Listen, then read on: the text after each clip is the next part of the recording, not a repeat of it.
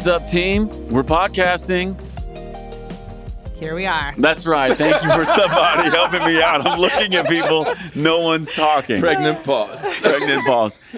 Well, so fun to get to have this conversation with you because we've had an amazing time doing conference work. And so maybe we can spend a little time unpacking that work. We can just jump right into it. I guess the first thing I want to do in this conversation is just maybe ask the question, why did we decide to retell the Vineyard story? Maybe that's not what I'm asking, but I'm sure some people are like, well, that was a cool session. Why are we retelling the Vineyard story? So maybe somebody wants to pick that up. I can start. For a couple of years now, I've had a dream that it would be cool to tell our story through our songs.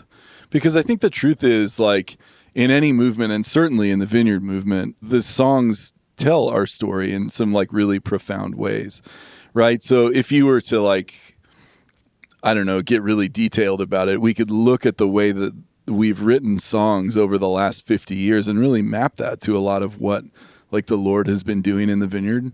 We could map that to a lot of sort of moments, if you like, you know, the renewal moments or the cross moments or prophetic moments or healing moments. And there's so many things like that where there's like a sort of a base of evergreen songs that are just like the worship of the church.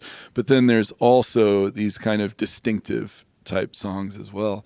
So when we had the opportunity to do the Story of the Vineyard in Song, or I should say a Story of the Vineyard in Correct. Song Definite articles session, matter. they do matter. A Story of the Vineyard in Song session at the national conference. It was kind of a way of compressing that project into its like shortest form, right? A tight little form where we get to look at who we've been through what we've sung, which is really the language of our heart as much as our head.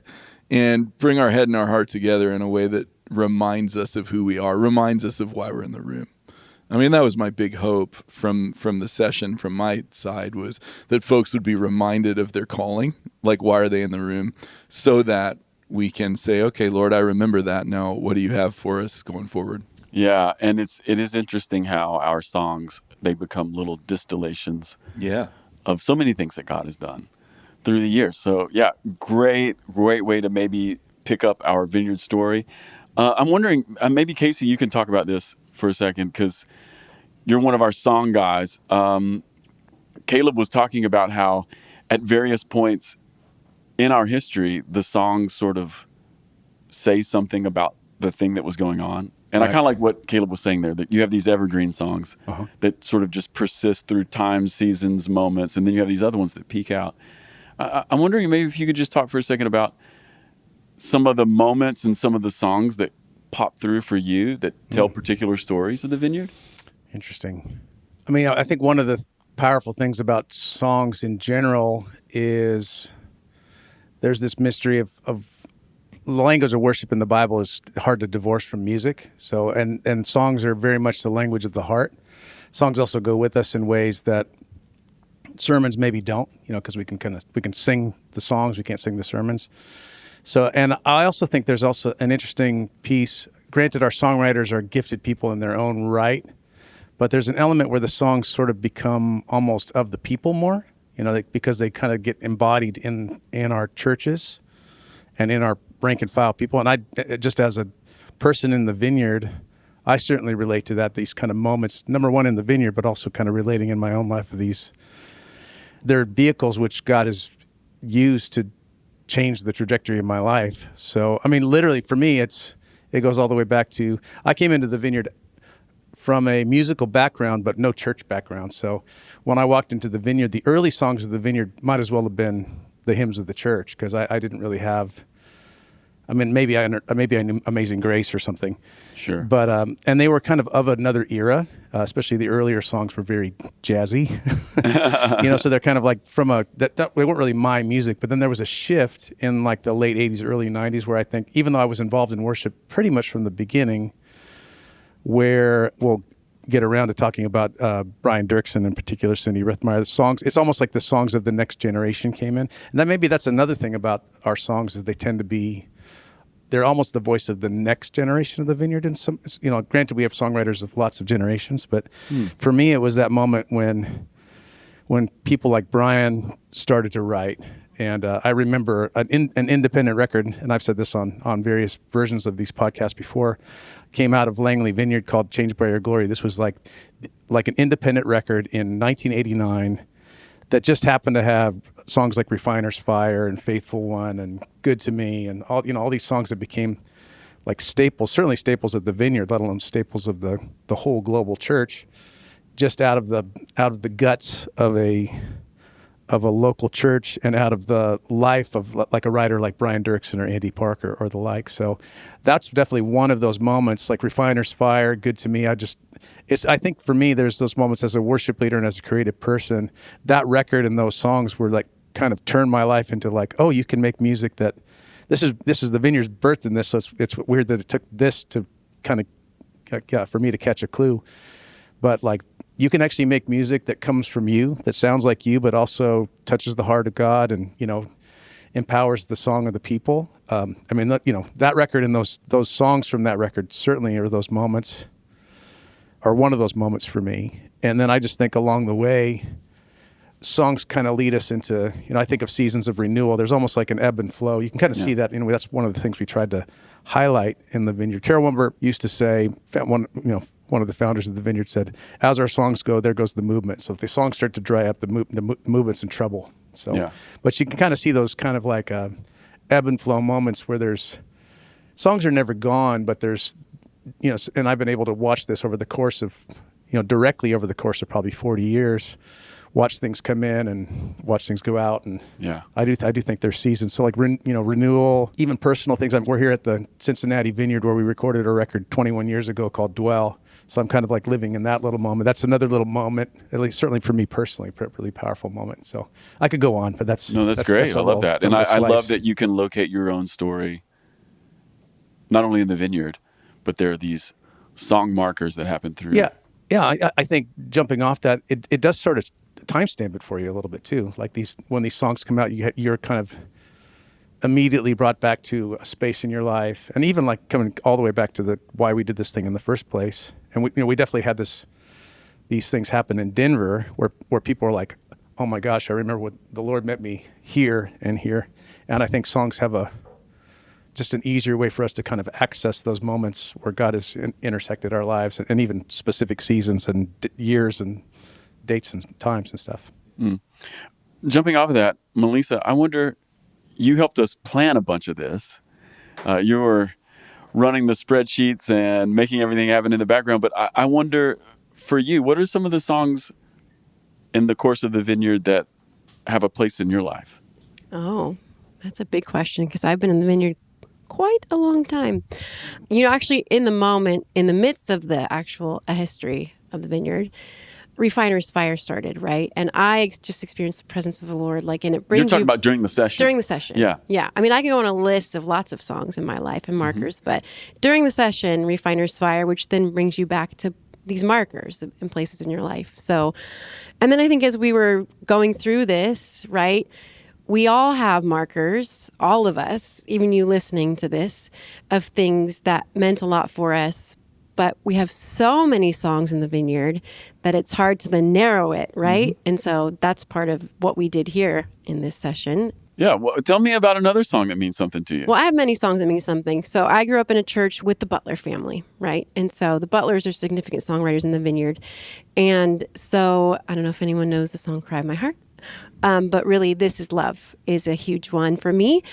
So for me, that song, This Is Love, which I know many people know, that's my mentor, Terry Butler, wrote that song with my worship pastor at the time. They co-wrote it together. And so it was very specific to my church and in my heart. And then it's really cool to see that song spread across the world, and be sung around the world. So that's And how old were you then? Oh my gosh. I was probably 10-ish. Whoa. I think, right? Isn't that? I don't know. I think it's 10-ish. Maybe. No. I was maybe 16-ish. I love it. Yeah. That's too good. Got to Leave call that in, down Casey. from the booth. Yes, I love that. Yeah. Too good. It's amazing how songs come from places, though. Yeah. Like, that's one of the things that I kept remembering throughout, not only throughout the session, but throughout even our prep and thinking through all the incredible wealth of songs that we have in the Vineyard. Like, each of these songs comes from a place, right? Like, I have Holy and Anointed One. I see John Barnett, like, in his closet or whatever, in his, like, dirty overalls. It's all like a myth in my head, right? Yeah. But, like, but from that story comes that song, which then, it goes around the world. But what's most interesting to me is not just that these songs can travel, but it's that when they travel, they bring with them something of the original seeds in the soil of what God was doing. And I think, I mean, you know, with all due respect to sort of the way that the other ways you can write worship songs, there's something about the kind of organic, earthy reality of that doesn't just mean a lot to me. I think it actually is part of why these songs are so powerful, because they come from somewhere. I love that. And maybe Casey, you could pick this up again. Could you just riff with us for a minute here about maybe some of the places songs have come from? Oh, yeah. I mean, right. we've already mentioned Langley. Just tell people who don't know. Langley, and I'm just, and there's kind of layers to this too, because like I'm just, as I hear Melisa talking and remembering, say, This Is Love, or other, of course, Terry and Randy and Mike Young, of course, like others have written a lot of those songs.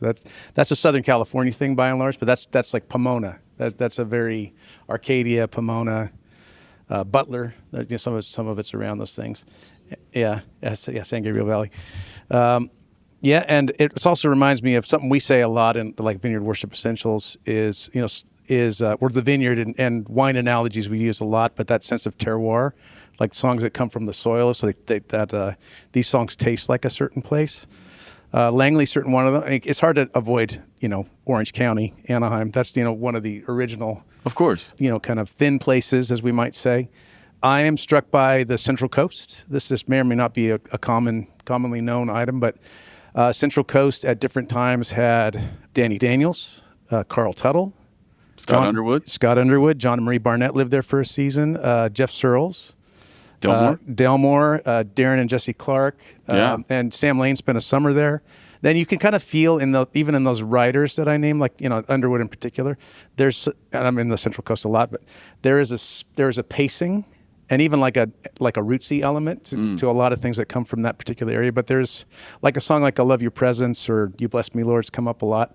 Those feel like a song from a place of peace, and the kind of things that I think the Central Coast embodies. Yeah. That is so cool to me. Yeah. I love that. Name some other places, because some people are just, they come to the conference, they pastor a Vineyard church, maybe they sing some of the songs, but they literally don't know that these have locations on the map. Right. Well, I just think, without going through every little nuance, I do think of there's kind of a Northwest thing, like Portland, Seattle. A lot of the early Rita Springer songs came out of there. Kelly Carpenter, Draw Me Close. Yeah. Randy Butler landed in the Northwest. Some of my stories based in the Northwest. I also think of Canada in general, which there's Langley certainly, but there's David Roos, who's kind of Kelowna. Bounced around Kelowna, inland BC, and touching down in Winnipeg. There's like another related thing in kind of Toronto, Cambridge, the Dan Wilt, Bruce Ellis thing. That's so fun. There is, how do we not look at the UK? There's of course a lot of that's even seeded by Dirksen. Brian Dirksen goes over there, and in Brian's, I've heard him say this, he didn't create what was happening in the UK, but he did rally it. So when he showed up in the UK, there was a young Britton Brown, Mark James, and that eventually a young Sam Lane, which also touches, because we're a Vineyard intersected family, we kind of cross-pollinate in these different worlds. Southeast, which, can start with even, people like Crispin Schroeder, Not Be Moved, to like Campbellsville. Yeah. Mike O'Brien's done lots of work through the years, seeding things in the Southeast. And part of what I hear you say, though, part of what's coming up in this conversation, which we didn't plan, but is actually very present to me, is what we're talking about is songs tend to be markers in the vineyard of times, but also places. Yes, which is very interesting, isn't it? Yeah. Well, then there's a Colorado thing. And even like Danny Daniels. Now there's Tim Brown, Annabeth Morgan. There's kind of that generation of things. But Randy Rigby, who's was also touch base in the Central Coast and in Orange County, but it kind of exported to Denver, to the point like a guy like Michael Pritzl from Violet Burning started in the Orange County, but then did a record up in Denver with that whole crew. So there was a Denver thing. I freaking love that. Mm-hmm. I love it's that. Like micro scenes. These are the micro scenes with it. Yeah. I mean, I hear two things in there. For me, just as somebody who came a little later, but came early enough that I understand the story and I've lived some of it. I hear our story has roots. It's real. It goes through time and it has places and it's coming from a people. Mm-hmm. But then the other thing I hear is maybe you're a young person or maybe you're new to the vineyard.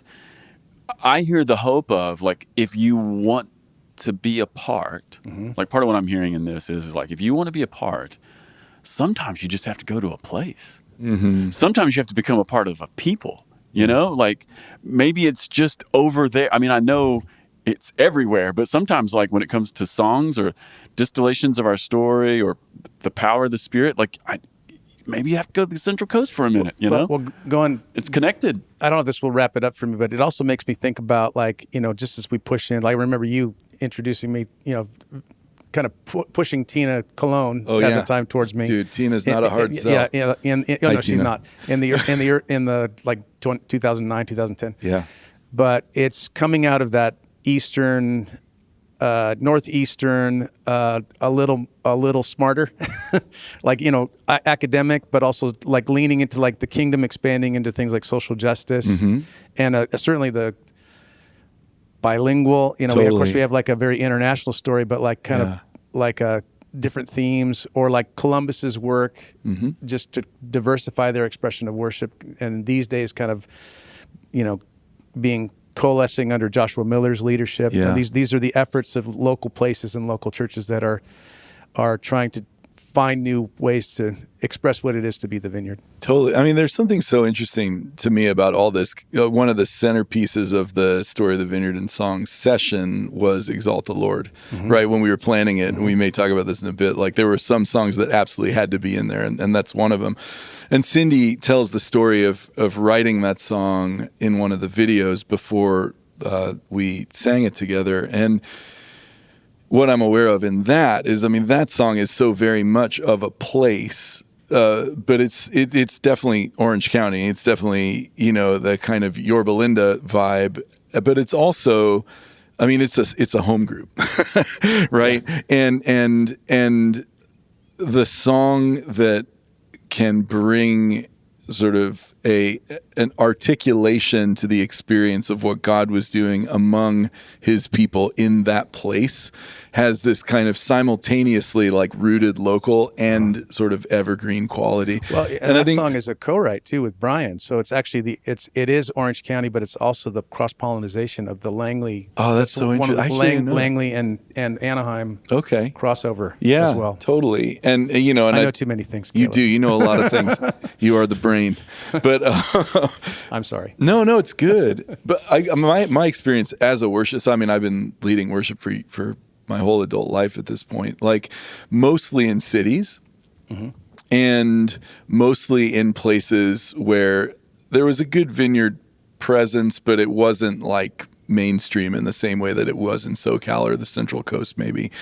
And I think that a lot of what came out of those environments in terms of worship was slightly resistant in a good way to the culture that it was in as well. It was kind of maybe, I don't know, how do you say it? This could sound weird in our moment, but almost a little militant.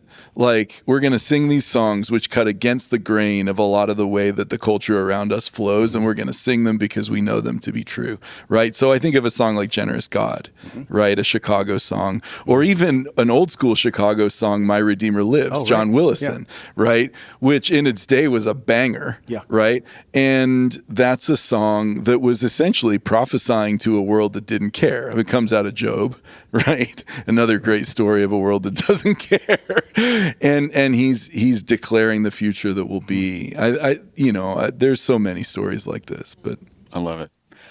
Nicole, you haven't talked yet. I wonder if you could just tell everyone a little bit about how we brought this session together, because this is meant to be a little bit behind the scenes. So maybe you could just talk for a moment about how did we pull this together and some of the things that we did at your house. Yeah, I would love to. Well, we started on Zoom. We tried to do this on Zoom. And like all things, it wasn't as good on Zoom as if we were just going to be in a room together. And so everyone flew out to Denver and we spent the day in my dining room. And I think I even have some pictures of this, but it ended up with large Post-it notes on every wall of that room. And by large Post-it notes, we mean like giant sheets of paper that happen to be sticky. Yes. I think there's still some paint missing from one of my walls as we took it off. Yeah. Charge it to Vineyard USA. Done. Joyce, we're painting the kitchen. But it was interesting. So I think we sat down and we thought, how are we telling this story? Are we telling this chronologically? Are we telling it thematically? Are we telling it like what songs can we not miss? And also recognizing everyone in that room is going to get disappointed at one point. We all had a song that we wish would be on there that we could have been singing all night, and we knew at some point we actually have to keep this into a time-stamped session that people want to be at.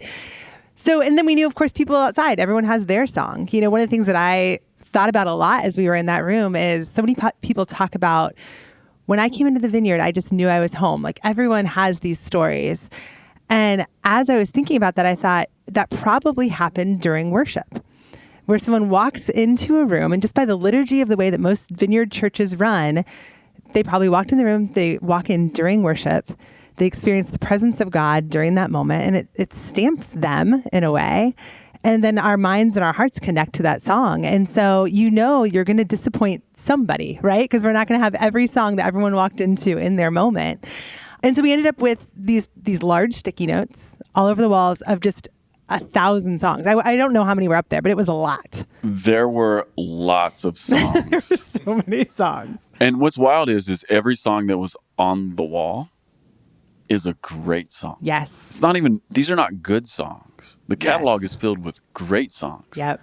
Yeah. So it's just that work of taking your favorite things and going, maybe not. Or fighting for that song to be in but after what happened though, after we put these up is we started to realize there were some themes. Yeah. And so that really helped, didn't it? It really helped a lot. And it didn't hurt to have someone like Casey in the room. We pulled down some of the guitars from my house and we could just start playing through songs too. And I think even the way I just experienced so much of God's presence with us, even in that time, reminding us of who we are as we tried to lead and curate this session.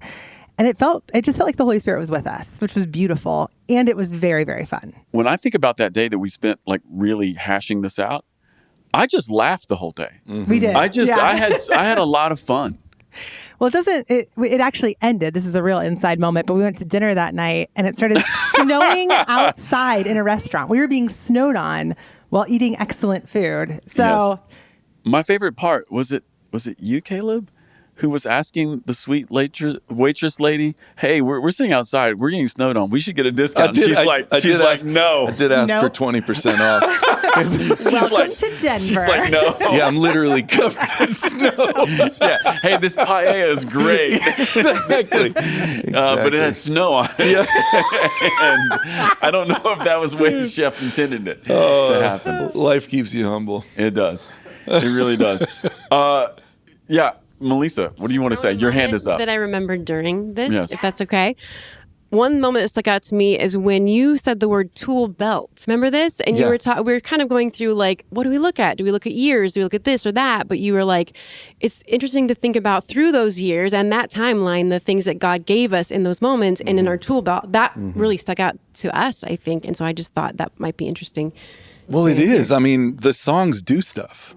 Right? I mean, Dan Wilt has said for years and years, songs are a place that you go. Songs are also tools, I think. They give you the ability to pastor a room in a certain direction, right? I think there's obviously in our moment in particular, we have to be very cautious about being manipulative with songs, but songs are also meant to be used in particular moments to move a room in a direction. I mean, I always remember the story, Casey, you told me about Wimber instructing songwriters to write songs about the cross, right? And I'm sure there were lots of other moments like that where there was just a pastoral awareness.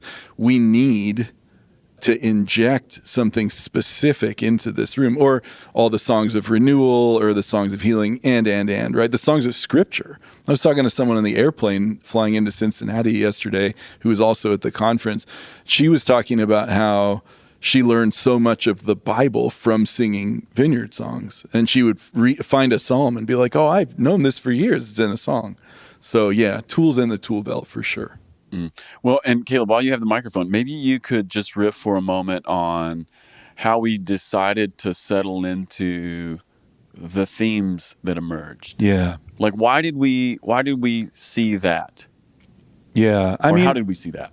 Well, to me, so there's sort of 5 major movements of the story, right? The first movement is essentially a place. It's a home group. And that felt to me really important because especially in the way that worship culture has kind of taken off and there can be so much high production, less in the Vineyard than in other places, but the way that we've sort of been tuned to expect worship to be delivered we have LED to us. So do we have lasers? Next year. If we don't have lasers, I'm not coming. Yes.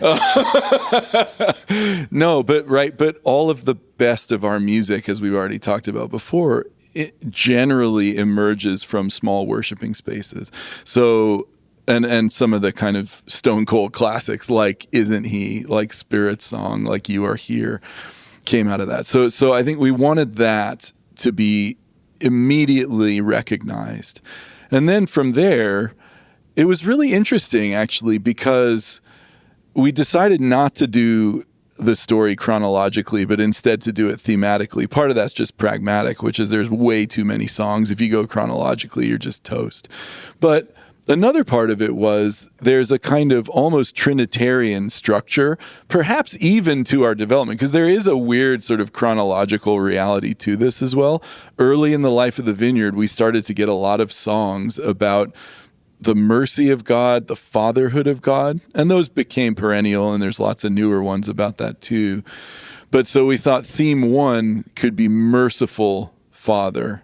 And then coming out of that, what we started to see was there's a lot of songs about obedience to Jesus. And Ed Pioric talked about this in a clip that we used and on the Ferment Podcast, where he said that in his life growing up as an evangelical, I guess that would have been probably in the 60s and 70s for him, he had never really known that you could experience the fatherhood of God in a merciful way. Your father was meant to sort of tell you what to do. Scare you a little bit. Yeah, scare you a little bit. Respect. Exactly. But he's like, I came into the Vineyard and I was just like hit in the chest by loving, merciful, embracing fatherhood, which then in turn precipitated obedience. Right? So it's both is obedience. You get to obedience either way, but one is out of a response to the love of the Father. So then we talked about obedience to Jesus, which I think was the natural response. And then the fourth theme is the power of the Spirit. We just have tons of songs about the renewal of the Holy Spirit, and may we never, ever stop singing those songs. And then finally, as we closed it out, and people should watch this because your talk, which we can't really, Adam, your talk, which we can't really reproduce here, was an integral part of this. We talked about having received all of that, God has called us into community. So the last section is about the church.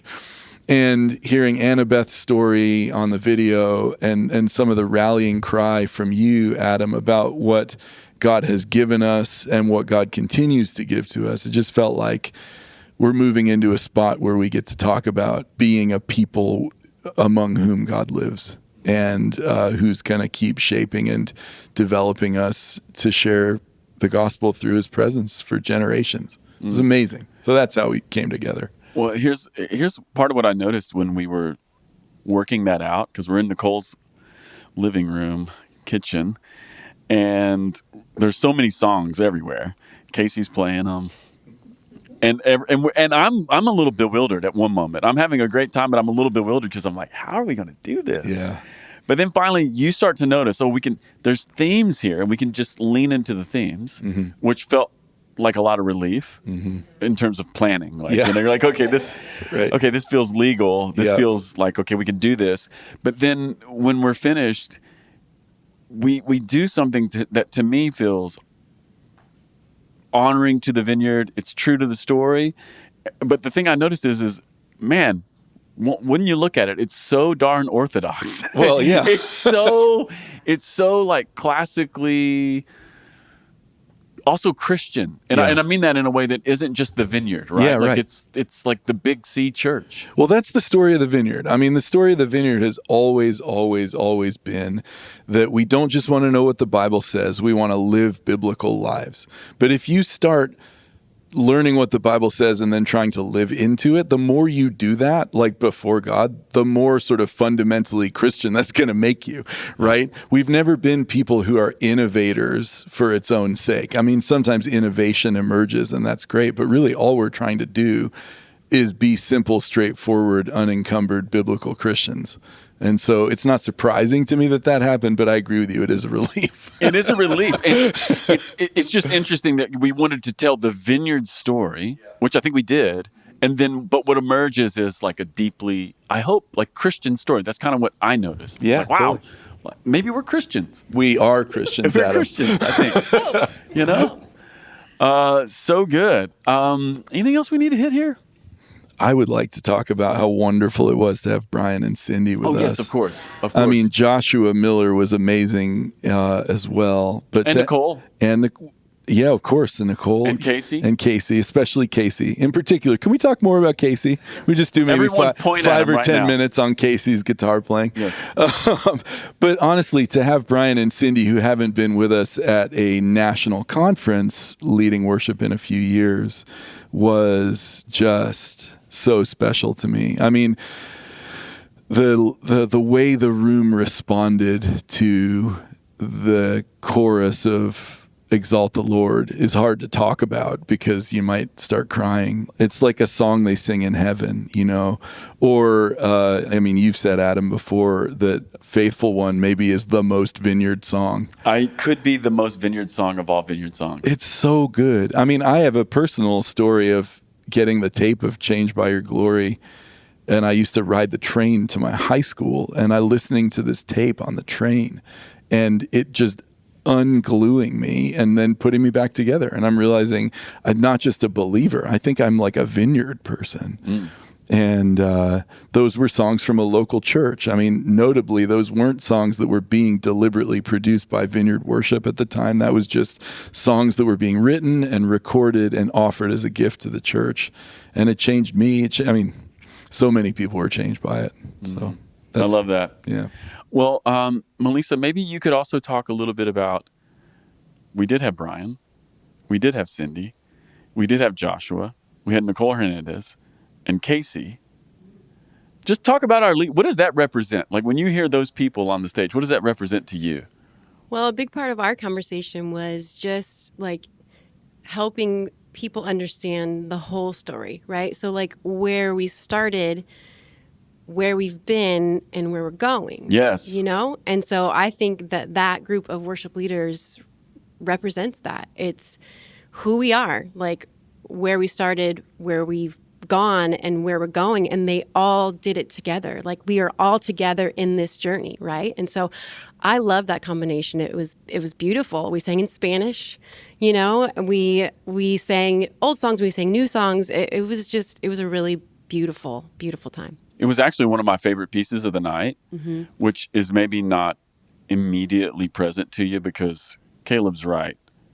Exalt the Lord kind of knocks you over. Yeah. But after you sort of recover from that, you realize, oh, Cindy's like the first female worship leader in the Vineyard. And no one is maybe more the forward face of the Vineyard to the world than maybe Brian. You know, in terms of like known songwriter and influencer in that way. But then who's been around the Vineyard longer than Casey? Mm-hmm.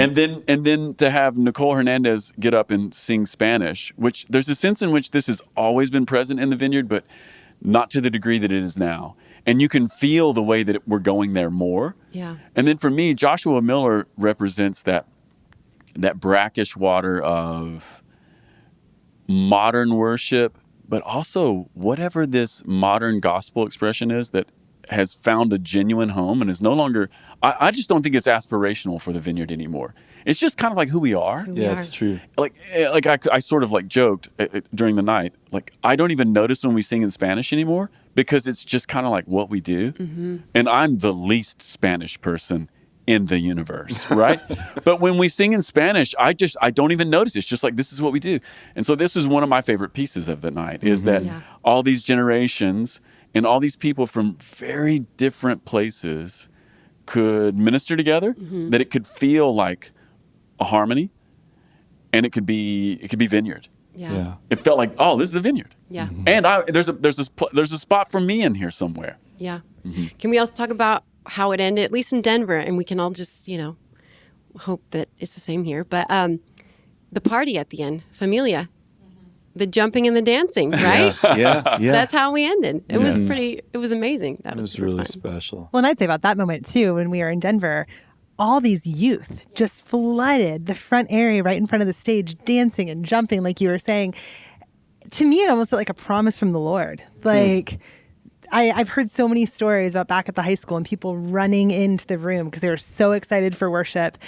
And I experienced some of that in the late 90s as I came into the Vineyard, of just that level of excitement. But to see our youth running in, they'd been poured into by our Vineyard youth folks all week long. But they were so excited to be with us. And I loved having this really be a service for everybody. Like there were kids in the room, there were youth in the room, there were older folks in the room. And some people were probably remembering their calling. That's what we were hoping for. Yeah. But maybe some were discovering it too. That's right. I just thought it was beautiful. Totally. So I want to, Adam, ask you to reflect a little bit, because there's something about, like, even back to where we started with what does worship do? When I'm thinking about Ted Kim's video, and where he talks about how the Lord radically changed his life, like in the context of worship. He talks about sometimes worship would be over, like the music would be over, but he wasn't done worshiping. Yes. And so he's laying on the back of on the stage, or on the, in the back of the room, just continuing to worship the Lord quietly. Just talk about the power of the Spirit and the space that gets made by worship. Because if we are anything in the Vineyard, we're people who are trying to connect those dots. Mm-hmm. And that's something I think you've given a lot of your life to. Mm-hmm. So talk about what you saw there. Yeah, I mean, Ted tells a story that's very personal to him, but I think is one of the most common stories in the Vineyard, is just getting kind of like knocked over by worship. Yeah. Or getting caught up. To requote Dan Wilt, you go someplace. Mm-hmm. Like the song takes you someplace. Mm-hmm. It's a connection between heaven and earth, to use a little NT Wright. Heaven and earth overlap in those moments. Yeah.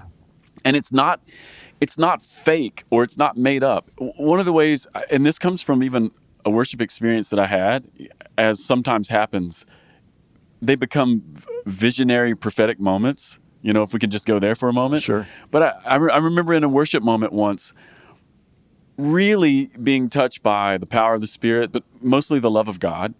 So if we were just to crystallize it down into one thing, it's like the love of God is landing on my body. And I began to have kind of an open vision, and the open vision was very simple. It was of a house, and I realized that I had lived my whole life on the first floor, and I heard the voice of the Spirit tell me in the most clear way, "Hey, Adam, this house has another story." And what I understood in that moment is that in worship, you get to go upstairs, and there's stuff up there that gets to influence what goes on downstairs. And, sometimes we just live as though it's just a one-story brick ranch, but it's not. It's like worship is this place where whatever's going on upstairs begins to come downstairs. And for me, that's just a Vineyard story. Yeah. Like in worship. I mean, how many times has this happened? I remember this happened at a worship moment at one of our worship leader retreats in Cannon Beach.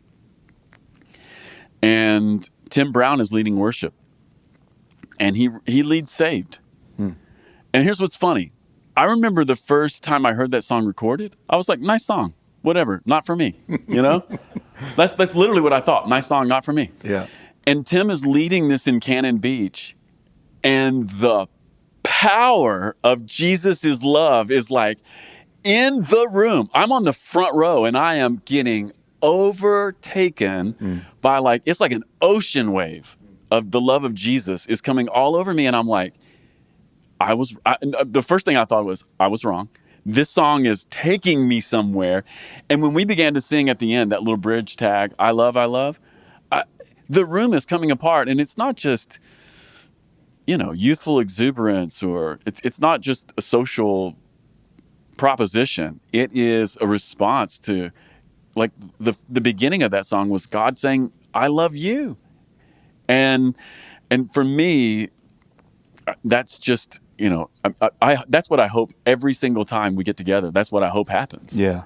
Those kinds of connections, those kinds of exchanges, those kinds of moments. Like an integration between all the different parts of life with God and the way that it sort of fits together in experience. Yes. That's so good. Yeah. I think it's what we do.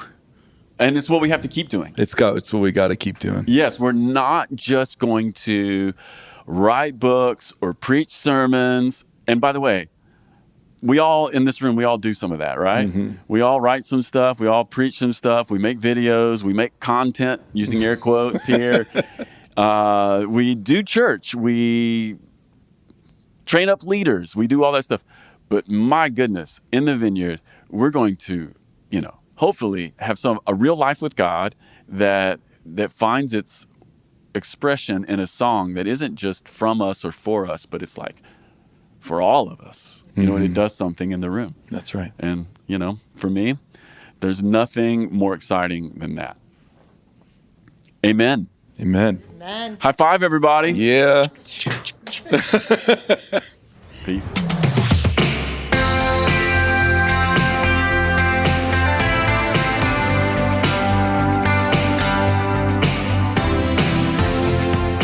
Hey everyone, Casey Corum here, producer of the podcast. Thanks for listening. As always, if you've been enjoying the podcast, here's a few ways you can help us. First of all, leave us a review on the podcast platform of your choice. This helps more people find us. Also, connect with us on social media. Instagram at the Ferment Podcast and Twitter at FermentCast. All right, everyone. Thanks for listening. See you next week.